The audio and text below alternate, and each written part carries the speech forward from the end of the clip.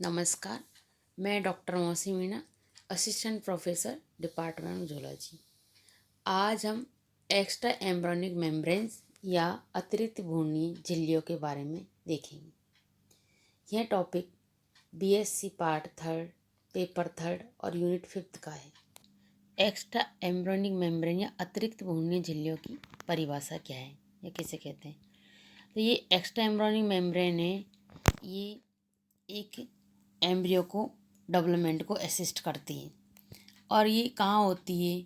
ये उन एनिमल्स में होती है जिनमें कि योग की जो मात्रा है वो बहुत ज़्यादा होती है और जिनका एम्ब्रोनिक डेवलपमेंट एग के अंदर ही होता है।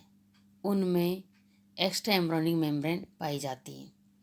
और ये मेम्ब्रेन किन में होती है?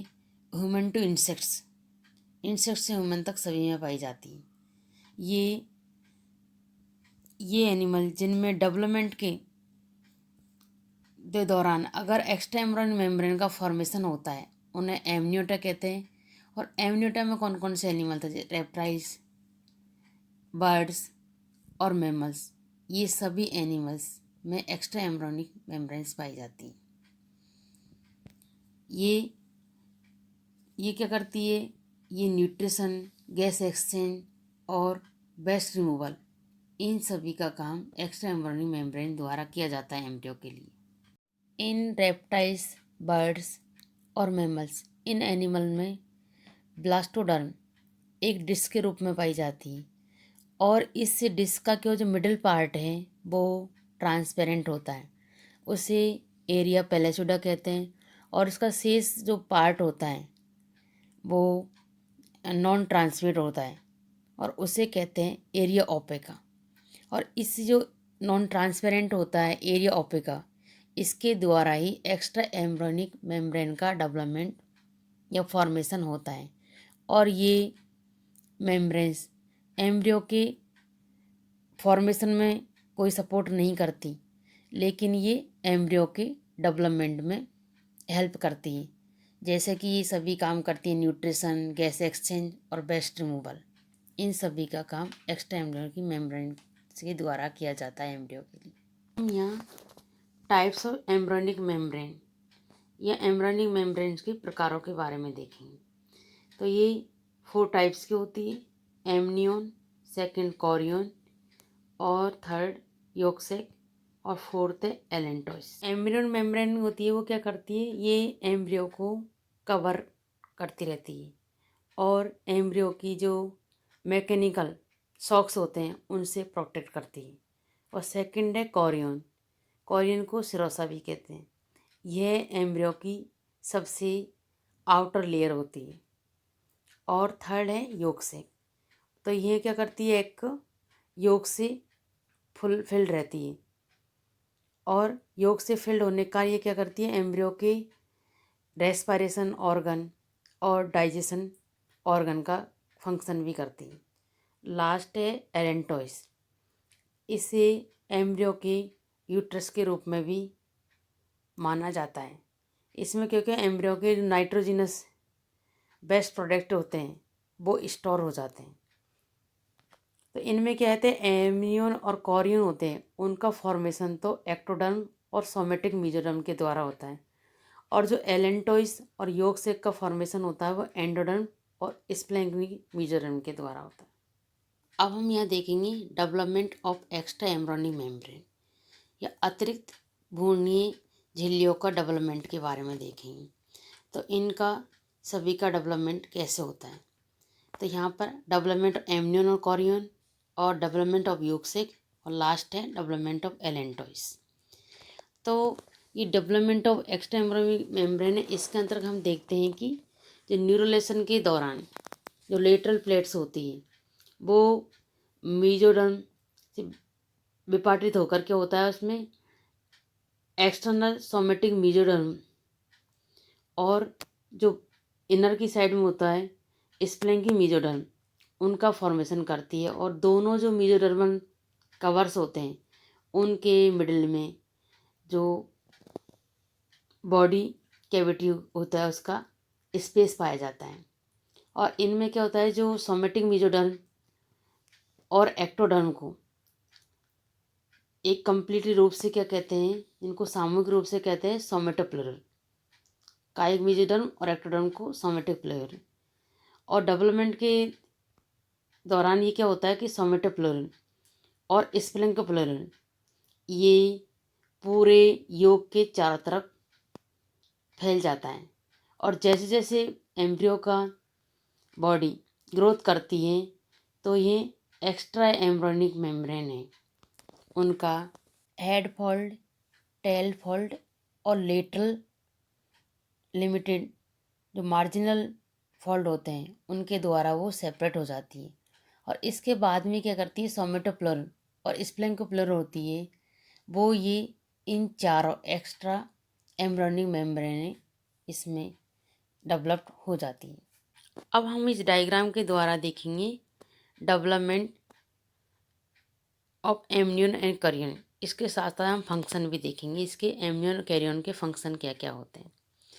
तो एम्नियन और कैरियन दोनों का ओरिजिन है वो एक साथ ही होता है, और इन दोनों का फॉर्मेशन है वो सोमेटोप्लूरल के द्वारा होता है।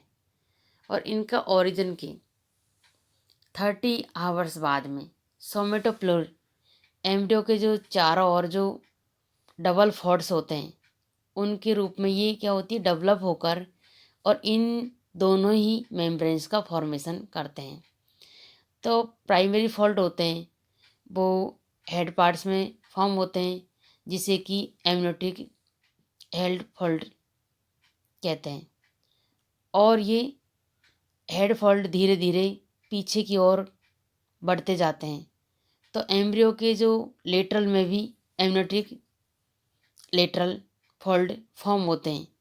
तो इसको क्या कहते हैं कि एमनियोटिक जो कॉर्डल फोल्ड होते हैं वो फॉर्म हो जाता है इससे। और ये सभी जो फोल्ड होते हैं वो लास्ट में एम्ब्रियो को चारों ओर से कवर्ड हो फ्यूज हो जाते हैं। और इस प्रकार ये दो सोमेटोप्लूरल के योग स्टैक को छोड़कर एम्ब्रियो को चारों तरफ से कवर कर लेते हैं। तो एमनियोटिक फोल्ड्स का जो स्पेस है वो एमनियोटिक सिरोय कनेक्शन कहलाता है। और इन फोल्ड्स के कनेक्शन साइट पर एक मार्क पाया जाता है जिसे कि सीरो एमनियोटिक ड्रेफे कहते हैं। और ये संगम स्थल के एम्ब्रियो के स्फोटन से पहले ही ओपन हो जाता है जिससे कि एल्बुमिन एमनियन कैविटी में एंटर कर जाता है और उसे जो डेवलप हो रही है एम्ब्रियो के द्वारा भी डाइजेस्ट कर लिया जाता है। तो एमनियोटिक फोल्ड के फ्यूजन से दो कैविटी और दो मेम्ब्रेन फॉर्म होती हैं।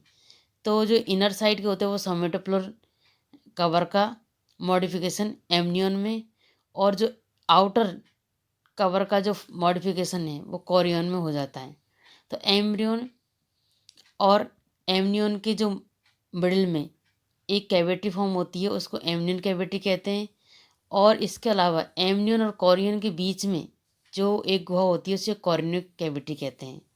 तो कोरियन कैविटी एक प्रकार से क्या होगी, एक तरह से ये एक्स्ट्रा मेम्ब्रेनिक कैविटी होगी। अच्छा, एमनियन और कोरियन का फॉर्मेशन होता है तो सोमेटोप्लूरल लगातार ये क्या होता है कि ये सेंटर की तरफ और लेटरल में फैलता रहता है और चारों तरफ ही एम्ब्रियो को वो कवर भी कर लेता है। इस प्रकार हमने देखा कि एमनियन और कोरियन का डेवलपमेंट है वो इनका दोनों का ही फॉर्मेशन सोमेटोप्लूरल के द्वारा होता है, सोमेटोप्लूरल के द्वारा। अब इसके अलावा हम एमनियन और कोरियन के फंक्शन भी देखते हैं। तो स्टार्टिंग में तो क्या होता है कि एमनियन कैविटी है वो ज़्यादा एक तरह से संकीर्ण होती है, लेकिन जैसे ही इसमें लिक्विड भर जाता है उनके बाद में ये स्प्रेड हो जाती है। और जिससे क्या होता है इसमें जो एम्ब्रियो है वो फ्री एक तरह से ही वो स्विमिंग करने लग जाता है। और इसके अलावा इनमें और भी कौन कौन से कार्य होते हैं कि एमनियन ने वो एम्ब्रियो को एक तरह से आर्टिफिशियल स्विमिंग पूल उपलब्ध कराती है जिससे कि एम्ब्रियो के ड्राई होने का जो खतरा रहता है वो भी नहीं रहता, और एमनियन कैविटी में जो फ्लूइड रहता है वो इसका मैकेनिकल सॉक्स होते हैं उनसे भी एम्ब्रियो को प्रोटेक्ट करता है। अब इसके डेवलपमेंट की जो लास्ट की स्टेज होती है उसमें मेसोडर्म के द्वारा मसल सेल्स का फॉर्मेशन भी होता है, जो कि लगातार वो कॉन्ट्रैक्ट होती रहती है, और इस कॉन्ट्रैक्शन के कारण एम्नियोटिक जो फ्लूइड होता है उनमें एक तरह से वेव्स स्प्रेड होती है, और उससे जो एम्ब्रियो होता है वो सर्कुलेटरी इनका सर्कुलेशन है वो लगातार बना रहता है, और यह एक तरह से एक्सीडेंटल जो थर्मल चेंजेस होते हैं उनसे एम्ब्रियो की प्रोटेक्शन करती है। और कोरियन और एल्टोइस एम्ब्रियो की प्रोटेक्शन के साथ साथ एम्ब्रियो को रेस्पिरेटरी ऑर्गन का भी कार्य करती है। अब हम यह देखेंगे डेवलपमेंट एंड फंक्शन ऑफ योग सेक। योग सेक का परिवर्धन कैसे होता है और उसके फंक्शन के बारे में देखेंगे। तो न्यूरोलेशन के दौरान हमने देखा कि एलिमेंट्री जो रीजन होता है उसमें डॉर्सल सरफेस पाई जाती है, लेकिन ये क्या है जो वेंट्रल सरफेस होती है वो एब्सेंट रहती है। तो इनकी जो वेंट्रल सरफेस से जो ओपन एनिमेल्ट्री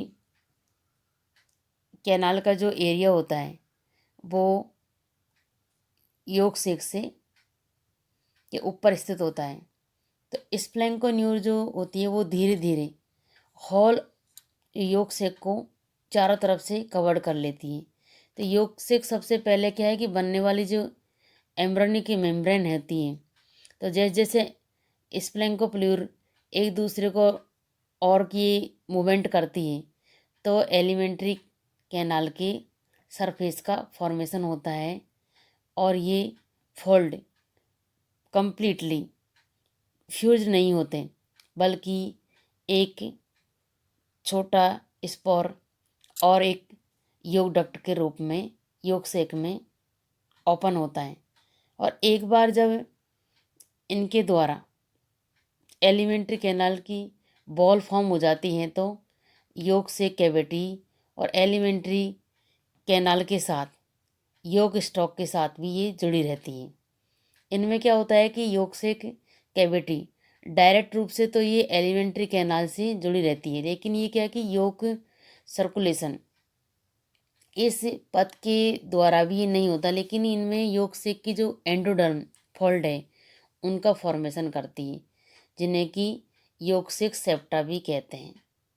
और ये फोल्ड योग में एक तरह से धसे रहते हैं। इन फॉल्स एरियाज में डाइजेसिव एंजाइम सीक्रेट होते हैं, वो क्या करते हैं योग का डाइजेशन करते हैं, जिनका कि एब्जॉर्बेशन एंडोडर्म के द्वारा किया जाता है। और लास्ट में ये वाइटलिन जो वेंस के द्वारा इनमें क्या होता है कि एम्ब्रियो में सर्कुलेट हो जाते हैं। और इस समय क्या होता है कि ये योग सैक में ओम्फेलोमिसेंट्रिक ब्लड वेसल्स भी डेवलप हो जाती हैं, और योग स्टॉक के इसके जो ये संकीर्ण होने के कारण इनमें क्या होता है कि वाइटलिन ब्लड वेसल्स होती हैं वो और ज़्यादा एक दूसरे के पास आ जाती हैं, और इनमें क्या हो जो डाइजेस्ट हुआ फूड होता है वो बाई मीन्स लेफ्ट और राइट वाइटलिन वेंस के द्वारा ही स्टोर होता है, और ये दोनों वेंस अनपेयर्ड डक्टस विनोसस में ओपन होती है, और लास्ट में हार्ट के जो साइनस विनोसस होता है उसमें ओपन होती है। तो इनमें जो इसका जो हॉल ऑक होता है वो एम्ब्रियोनी डेवलपमेंट के दौरान एब्जॉर्ब हो जाता है, और इसके हैचिंग से थोड़ा पहले ही योग सेक एम्ब्रियो के एब्डोमिनल कैविटी में एब्जॉर्ब हो जाता है, और लास्ट में ये एब्डोमिनल कैविटी की बॉल से इसके पीछे की साइड में ये क्लोज हो जाती है। Development and function of allantois. Allantois का डेवलपमेंट कैसे होता है, तो हमने देखा कि इसके उद्भवन के लगभग तीसरे दिन एम्ब्रियो की जो पोस्टीरियर इंटेस्टाइन की जो वेंट्रल सरफेस में स्प्लैंकोप्लूर के द्वारा क्या होता है कि बैगनुमा एक्स्ट्रा ग्रोथ डेवलप होती है, जिसे कि एलेंटॉइस कहते हैं। और एलेंटॉइस की जो ग्रोथ होती है वो एक्स्ट्रा मेम्ब्रेन बॉडी कैविटी में फैल जाती है। और इस मेम्ब्रेन का जो फॉर्मेशन होता है वो प्राइमरी रूप से क्या होता है, ये अनस्टेबल होता है और इससे एक्सक्रीटरी जो मटेरियल्स होते हैं उनको स्टोर करने के लिए होता है। तो एलेंटोस का जो डिस्टल एंड होता है वो ही प्रसारित होता है और वो एम्ब्रियो की जो पोस्टीरियर इंटेस्टाइन के साथ एक स्टॉक के साथ भी जॉइंट होता है, जिसे कि एलेंटोइक स्टॉक कहते हैं। और जब बॉडी के ये फोल्ड होते हैं वो कॉन्ट्रैक्ट होते हैं तो ये एम्ब्रियोनिक मेम्ब्रेन है वो एम्ब्रियो के पार्ट्स हैं वो सेपरेट हो जाता है और उससे एलेंटोइक स्टॉक भी योग सेक के जो स्टॉक के साथ है वो मिलकर क्या बनाता है, ये अम्बिलिकल कॉर्ड का फॉर्मेशन भी करते हैं। तो यहाँ हम देखते हैं कि जैसे जैसे एलेंटोइस का शेप ये लार्ज होता है तो इसका जो डिस्टल पार्ट है वो फ्लैट भी होता जाता है और एमनियन और योक सेक के जो मिडिल में डिफरेंसेस हो जाते हैं। इस कारण इनमें क्या होता है कि इस प्लैंक्निक मीजोडर्म और सोमेटिक मीजोडर्म के एक दूसरे के नज़दीक आ जाती है और ये दोनों ही मीजोडर्मल लेयर फ्यूज हो जाती है, जिसे कि एलेंटोकोरियन कहते हैं। और इसी के द्वारा क्या होता है कि इनमें कोरियर एलेंटिक एक तरह से वो ब्रस्ट हो जाती है, फट जाती है वो, और एल्यूमिन के कांटेक्ट में आने पर एल्यूमिन सेक का फॉर्मेशन भी करती है। और ये जो वाटर या एल्यूमिन के एब्जॉर्बेशन में भी हेल्प करता है। तो इनकी जो ब्लड वेसल्स होता है वो एक तरह से एक वेव या एलेंट्रॉइस की जो आउटर सरफेस पर डेवलप हो जाती है एक वेव की तरह। और ये जो वेव होता है वो एम्ब्रियो के साथ जो नोट्स होती हैं एलेंटोइस के द्वारा इसकी जो ब्लड वेसल्स के साथ भी जॉइंट हो जाता है। और कोरियो एलेंटोक जो सर्कुलेशन है तब तक वो चालू रहता है जब तक कि इसका एग का जो सेल है उसको ब्रेक करके बाहर नहीं जाता। इसके बाद में एलेंटोइस ड्राई हो जाती है और वो एक तरह से इसके जो नवजात जो यंग्स होते हैं उनसे सेपरेट हो जाती है।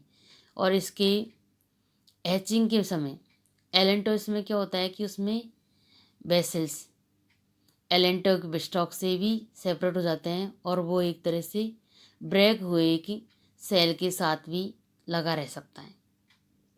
अब हम डेवलपमेंट के साथ साथ एलेंटोइस के फंक्शंस या कार्य भी देखते हैं। तो ये देखा कि एम्ब्रियोनिक मेम्ब्रेन है वो एक्सक्रीटरी जो मटेरियल्स होते हैं उनको इकट्ठा करने का कार्य भी करती हैं। और इनके जो एक्सक्रीटरी प्रोडक्ट होते हैं वो यूरिक एसिड के फॉर्म में स्टोर रहते हैं। और ये एम्ब्रियोनिक मेम्ब्रेन है इनके यूरिनरी ट्रैक्ट के समान ही ये फंक्शन करती हैं। तो ब्लड वेसल्स होती है वो एलेंटोकोरियन और एम्ब्रियो रेस्पिरेशन ऑर्गन की तरह भी काम करती है। और ये जो लेयर होते हैं एल्बुमिन के वो एब्जॉर्बेशन में भी हेल्प करती है इसकी। तो यहाँ हमने देखा कि ये चारों जो एक्स्ट्रा एम्ब्रियोनिक मेम्ब्रेन होती है वो डेवलप्ड एम्ब्रियो के न्यूट्रिशन, प्रोटेक्शन और मेटाबॉलिक जो आवश्यकता होती है उन सभी की पूर्ति इन एक्स्ट्रा एम्ब्रियोनिक मेम्ब्रेन के द्वारा ही किया जाता है। सभी को धन्यवाद। इस प्रकार आज का हमारा topic extra embryonic membrane complete हो चुका है।